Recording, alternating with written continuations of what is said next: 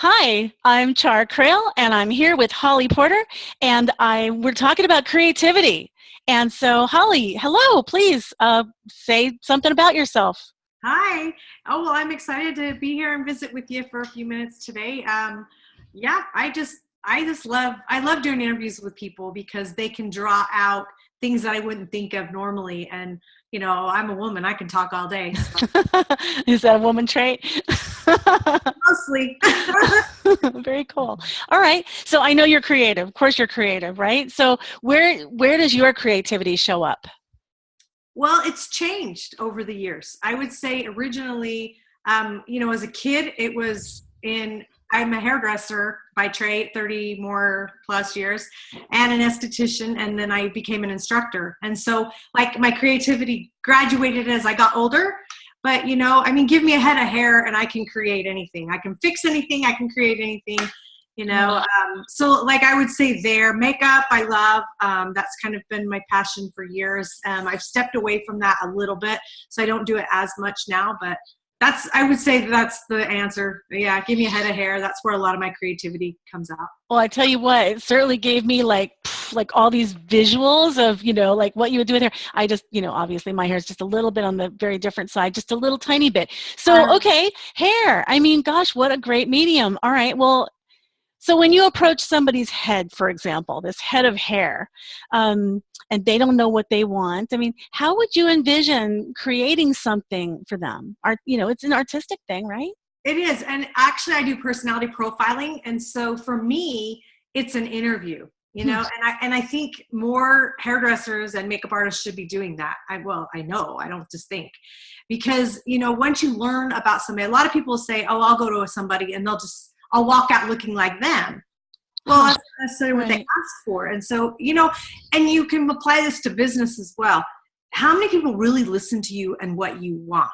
Like, and a lot of people really don't know what they want. Like I get people come sit in a chair and they're like, do whatever you want. Those were my favorite because I could calm. My creativity could come out because I could give them what I thought was best for them. But it's still included an interview of, because if there's somebody who's sophisticated, detail-oriented, they need soft curls. You know what I mean? They need softness to them. Where someone real loud and that great, awesome, fun personality like you are, I can tell, you're going to go with those bolder colors. So like one question, for instance, I would ask, and it really isn't life all about questions, asking the right questions. I would say, do you want your hair to whisper, talk, or scream?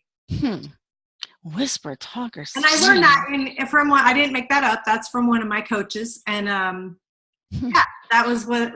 And I thought, it tells me a lot by just asking those three things. And so I think you could create your own questions based on your own, whatever anyone does to somebody, because if you're working with a client and you want to get to know them, think of some creative ways to get answers from them, and how they answer them is also part of their personality. Yeah. That is really interesting and unexpected, I must say. All right. Like I said, you can draw anything out of me. I'll go somewhere. All right. So, I mean, you kind of answered the whole question. What I wanted to ask, well, I'm going to ask it anyway because I still think it's relevant. So if you have an opportunity to create something, your medium being hair or anything that you decide to create with, with a client you've never met before, I'm assuming that you're starting from scratch, or do you find that there's instinct that kicks in as well? Or inspiration, like something like flipping through a magazine and all of a sudden like, oh my gosh, I got to do that. Yeah. And it's with anything, like not just hair. Like a lot of things I am saying apply to everybody in any kind of situation, really. I think it's just getting to know them and finding out what they love. Doesn't everybody have a story? Yeah, we do. So it's kind of listening to that story and picking up those nuggets from the story to be able to best serve them. And like I said, that's not just in hair. That's in life. Yeah. So just listening and getting who people are. All right. So that says to me, you're very people-oriented. You're very interested in people. Yeah. I've always been in some kind of a service industry, and I do need to be around people. Like right now, where the town I've moved to, I travel a lot, but when I'm home, like I am not social. It's weird because I came from a town where I ran for political office. Oh my I gosh. knew everybody, to like I'm going to be in my own little place, and I'm going to, you know, I love being home. I've never had a home office. I'm a real estate broker as well. Oh my gosh. You know, I love it right now. It's like I've created this whole different life. And I think it's just those shifts we make and those changes as we age. I mean, now I have 8 kids. They're grown. I have 8 grandkids. It's just a different stage of life. 8 kids? You have 8 kids? And that's a lot of kids, Holly. Yeah. I didn't kill any of them. They're okay. Are they creative? Are they creative too, like you? You know what? Yeah, most, we combined 2 families as teenagers. And so the youngest were 8, the oldest was like 19. So I raised them all. We had 7 in the home at one time. Oh my gosh. And they were hard years. I'm not going to kid you. I bet. My husband's really detail-oriented, passive, quiet, puts up with whatever I want to do. And I'm like, you know, you got to be out and do stuff. And so like most of my kids are like me, most of his kids are like him. And so, yeah, it was challenging. Yeah, you just have to learn to work. You know, they say opposites attract, and we're proof because we just celebrated our 15th wedding anniversary. So. Oh my gosh. Well, good job, you. That is pretty cool. Did I answer the question? I don't know. You did. Look, it's all good. It's all an answer, no matter what. And what it led me to was thinking about the creativity that it required in a way to juggle the way you did, you know, during those crazy days, as you were talking about, and what it probably takes just to run a household, right? Can I say something too? When you talked about creativity, or when you're talking about, you know, my mom was an interior designer, so I was raised with that background, and I've worked with her, and I've hung wallpaper, and, you know, I mean, did all that kind of stuff too, which takes a lot of creativity. Like an artist, if you talk about creativity as far as like drawing, oh my gosh, I can barely write. You know? Speaking, I don't have creativity. I can barely speak English, let alone another language. And but you know, I'm just saying we pick up things of what we know. Yeah. You know, but I think anybody can learn to be creative. Yeah.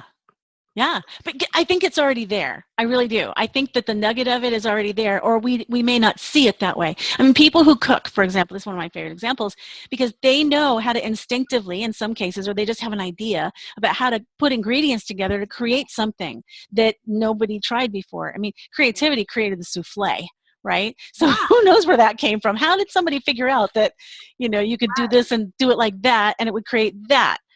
Yeah. Yeah, I think you can apply it to anything. I mean, when you said that, I don't even know why my mind went.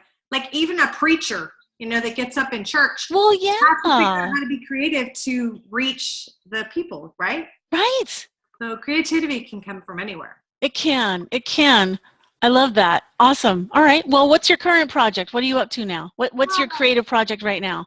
Oh, I'm working on some programs. I have a book launching with some other ladies on the 20th of February. Oh, nice. 2017.